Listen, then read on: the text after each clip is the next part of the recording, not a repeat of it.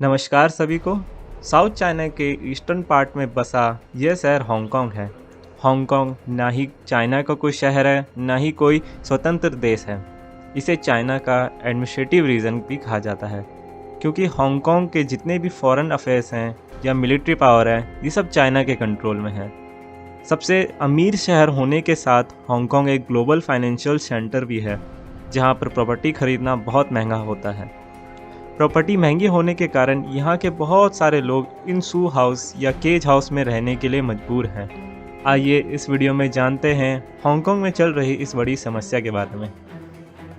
Hong Kong remains one of the most expensive housing markets in the world, and the prices for substandard housing are rising at almost the double rate of other homes.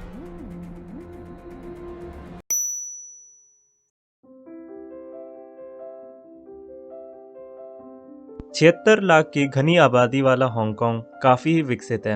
अगर Hong Kong को मुंबई से तुलना करें तो Hong Kong 1.83 गुना बड़ा है। Hong Kong के लगभग 2,20,000 लोग इन शू बॉक्स हाउस या केज हाउस में रहने के लिए मजबूर हैं। इन शू बॉक्स हाउस का आकार काफ़ी ही छोटा है। इसमें मुश्किल से एक अकेला आदमी रह सकता है। लगभग 15 स्क्वायर फीट साइज के इन घरों का आकार एक कार की पार्किंग लॉट से भी छोटा होता है और इनका रेंट भी काफ़ी ज़्यादा होता है। 1.4 मीटर स्क्वायर के इन घर का रेंट 13,000 हांगकांग डॉलर यानी लगभग 14,000 भारतीय रुपए के बराबर होता है। हांगकांग 8 साल से लगातार सबसे लीस्ट अफोर्डेबल हाउसिंग मार्केट है। हांगकांग की गरीब आबादी के पास इतना पैसा नहीं है कि ज़मीन खरीद सके, इसलिए उन्हें इन काफ़ी छोटे और अनहाइजीन रेंट हाउस में रहना पड़ता है। शू बॉक्स हाउस से ज़्यादा अफोर्डेबल ये केज हाउस होते हैं, जो और भी छोटे होते हैं। दीवार की जगह इसमें जाली होती है, जिससे प्राइवेसी बिल्कुल ख़त्म हो जाती है।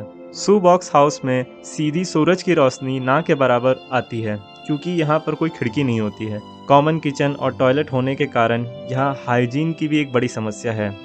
ये घर इतने कंजेस्टेड होते हैं कि यहाँ आग लगने और बीमारी फैलने का खतरा और भी बढ़ जाता है। यहाँ तक तो हांगकांग की स्टैनली प्रिजन का आकार इन घरों से भी बड़ा है।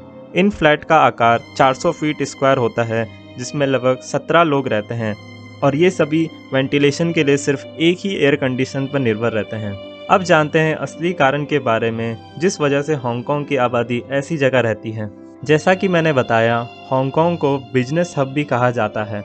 यहाँ की सरकार बहुत कम या ना के बराबर टैक्स लेती है। इस कारण यहाँ बिजनेस करना काफ़ी आसान होता है। तो फिर सरकार पैसे कैसे कमाती है? इसका जवाब है, हांगकांग की सरकार की अधिकतर कमाई ज़मीन की सेल से आती है। हांगकांग की सरकार यहाँ की ज़मीन प्राइवेट कंपनीज को लीज पर 50-60 साल के लिए दे देती है। ग्लोबल फाइनेंशियल हब होने के कारण यहाँ पर बहुत सारी कंपनियाँ ईस्ट स्टेट के बिजनेस में इन्वेस्ट करने को तैयार रहती हैं। इस कारण यहाँ की सरकार बहुत ही ज़्यादा अमाउंट में इन ज़मीन को बेचती है।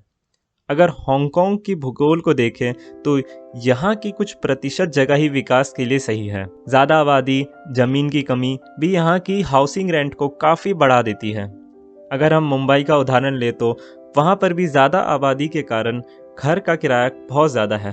हांगकांग में इस तरह के घरों में रहने वाले लोग अक्सर रिटायर पर्सन, गरीब जनता ही होती है, जिनकी सैलरी $500 से भी कम होती है। आने वाले समय में हांगकांग की हाउसिंग प्रॉब्लम और भी बढ़ने वाली है।